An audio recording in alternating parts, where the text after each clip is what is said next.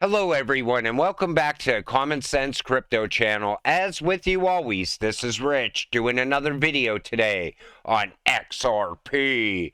So I hope you're all having a wonderful day today, wherever you are in this great world. We're going to talk about XRP, but first I gotta say, I am so happy it is finally Friday. It has been one hell of a week. I'm sure a lot of you are happy the weekend is finally here as well. Some weeks are just really rough. Other weeks they go by quick and everything runs smooth. This week was unlike any other week in quite a while. So, FTX lawyers file lawsuit against Sam Bankman-Fried over $220 million embed acquisition. FTX lawyers have filed a lawsuit against former FTX chief Sam Bankman-Fried, co-founder and executive. The lawsuit is related to the $220 million acquisition of Embed, a stock clearing platform. The lawyers alleged that there was a lack of due diligence before the acquisition process. Every once in a while, karma comes around and finds the right person. And honestly, I think Sam Bankman-Fried deserves everything he gets. Lawsuits, jail time, whatever it is. He hurt so many honest people that just wanted to come into crypto and get rich. Instead, they left penniless. And I don't feel bad for this guy one bit.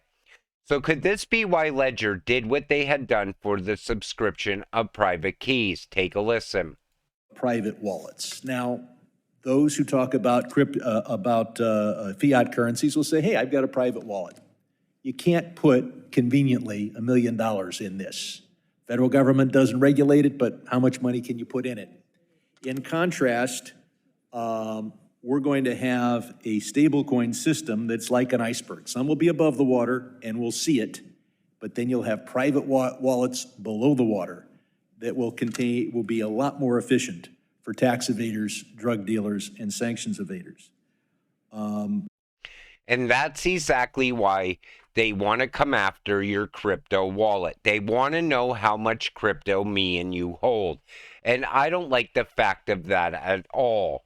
They're worried that we might actually get rich off of something in this country. It's absolutely ridiculous how they want to keep us poor.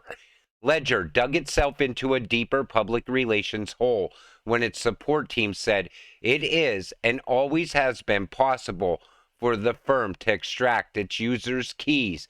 How many of you feel safe using Ledger now? Because honestly, I don't anymore. And I was a big fan of Ledger. I talked about it quite a bit. But now I'm looking for a better wallet, somewhere else to keep my crypto. I also like Decent Wallet, and I like HBAR. They have a lot of wallets coming out around that as well. Ripple launches CBDC platform central banks will not use or interact with XRP. Now, I kind of think this is a little bit of FUD in this story because at some point, you're going to need that bridge currency. Through the platform, the issuer of the CBDC will be able to manage the CBDC, while the operator can utilize the distribution and settlement options, and the digital currency users can both pay and receive the CBDC. In 2021, Ripple announced a private ledger for CBDCs. At the time, Ripple said that XRP could be leveraged as a neutral bridge asset for frictionless value movement between CBDCs and other currencies. Now, I still think that they're going to need that trust layer in there. Every country is going to want to have something in place. Otherwise, they're just not going to use CBDCs at all in the future. But every once in a while, somebody comes out with something negative around XRP. We know what we hold. So thrilled to share that Ripple has been selected by the Hong Kong Monetary Authority to participate in inaugural EHKD pilot program to showcase real estate asset tokenization solution. The world is becoming tokenized quickly and surely. I said it in so many videos now. Tokenization is going to be so massive in the future. I think it's going to be so big, it's going to outshine cross-border payments even.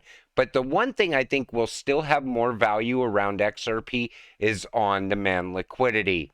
But it's nice to see how fast this is amping up, because I think once tokenization really gets going, certain cryptocurrencies are definitely going to skyrocket off of that. And Ripple is positioning itself very well right now, all throughout the space. I interviewed BitBoy Crypto the other day about Ben. For over an hour, he stated this project meant something to him, that he was going to lift crypto up, and has no plans to sell. Today, he sold his Ben tokens for roughly 45 Ethereum, a tale as old as time. And Ripple's CTO reacts as BitBoy allegedly dumps Ben tokens. And here's what David Schwartz had to say. I was hating on him before it was cool. But I don't know when people are going to wake up. There's people out there that do not care about you making money at all. They really don't. I've been through this multiple times in the past. I listened to videos. I put my money into something I thought I was going to get massive returns from. And guess what? I got rug pulled. And then I realized, I'm not trusting anyone anymore.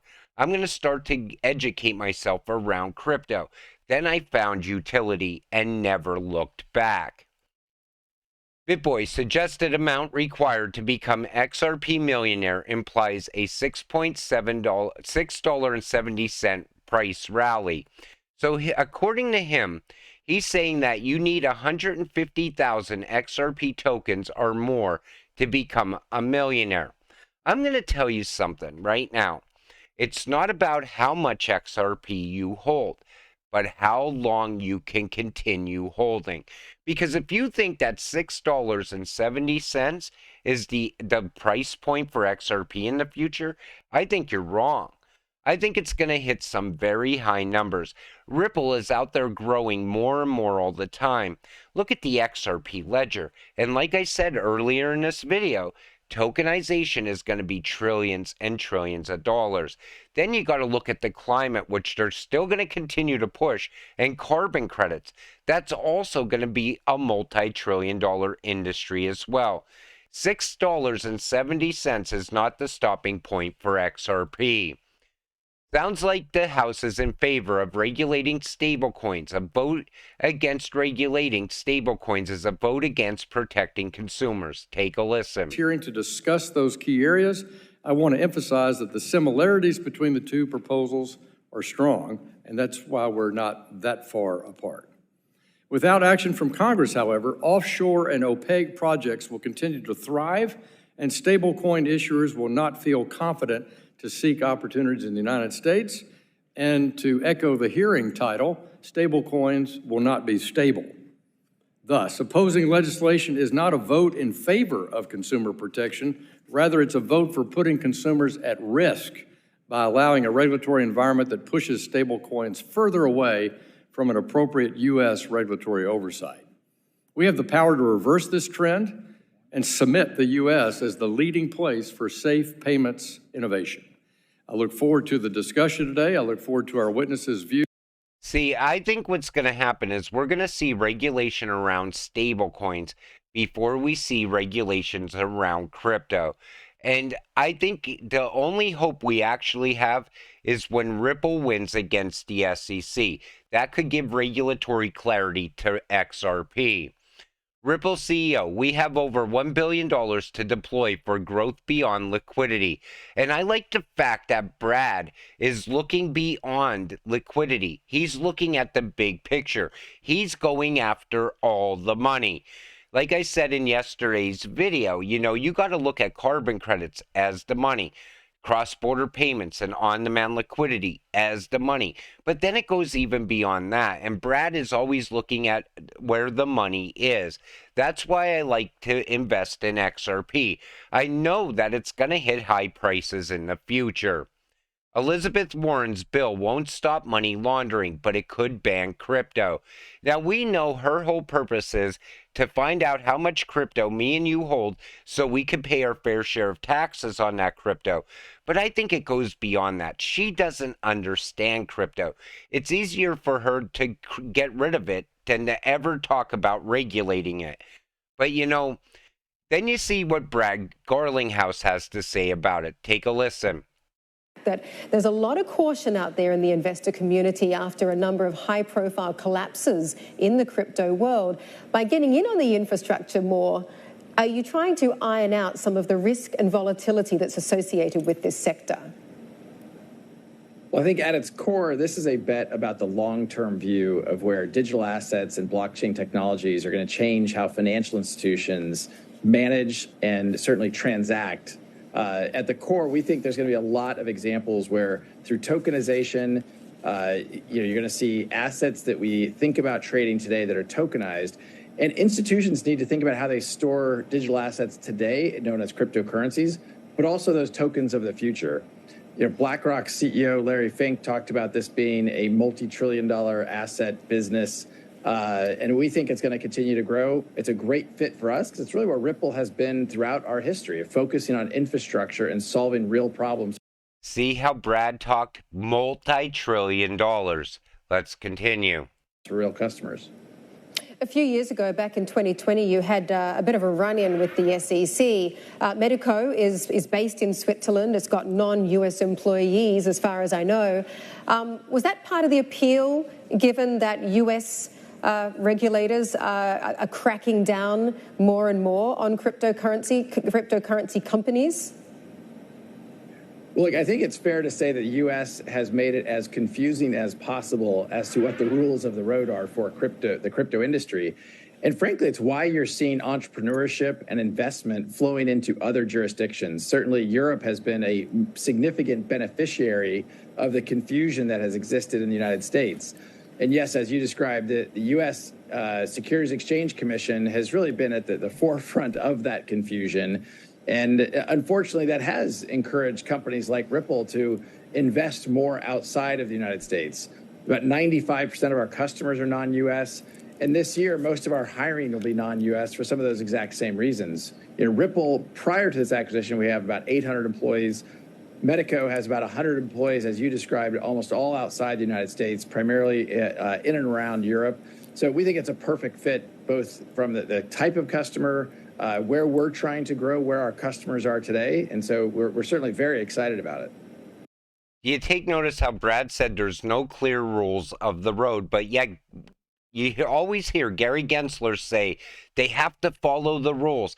They have to abide by the rules. Elizabeth Warren says the same thing. When you have no rules, no one knows what to do. It's easier just to leave the country than to put up with their nonsense at the same time. That's why I always told you, we need regulations. We need some sort of framework. Otherwise, crypto will continue to sit the way it's sitting right now inside the U.S. And Brad totally nailed it right there. And you see, I pointed out in previous videos how they're hiring outside of the U.S. They're very serious about leaving this country. And honestly, I think that's a huge mistake for our government to allow a company like Ripple to go somewhere else and strive and grow. Our business is about to begin growing, says PolySign CEO. And they're talking about XRP.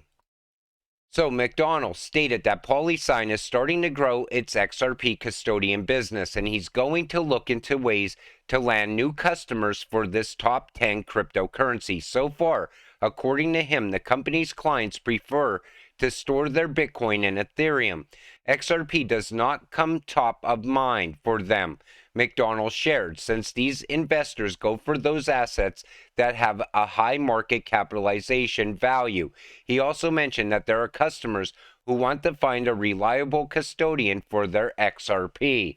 A lot of people choose Bitcoin and Ethereum because they don't know about XRP. When they're new to crypto, they only know Bitcoin because that's all the mainstream media news ever fed them around crypto. Then some people get here and they start to wake up. They start to read on crypto Twitter what people are saying about XRP and XDC and XLM.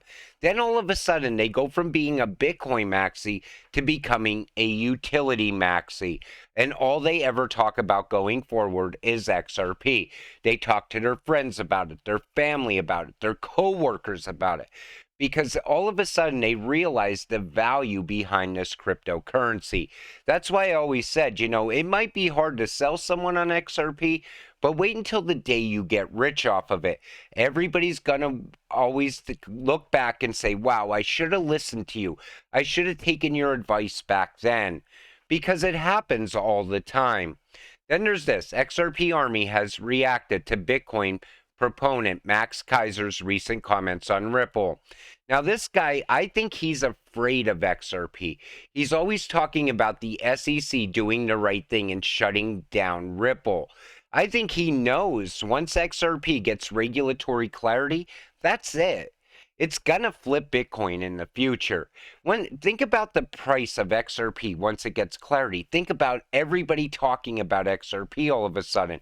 You're gonna see announcements of banks using that on-demand liquidity as well, improving their payment system for cross-border payments at the same time. But I think we're going to start to see this market turn around very soon. We're in like a limbo stage waiting on this judge. I wish she would just come out at some point and just give that ruling already. And we know she's going to rule in favor of Ripple. Look at what she did with the Hinman documents. But with that said, I'm going to wrap up this video. I want to thank you all for watching. I appreciate all of you. I'll see you in the next video. Have a great night.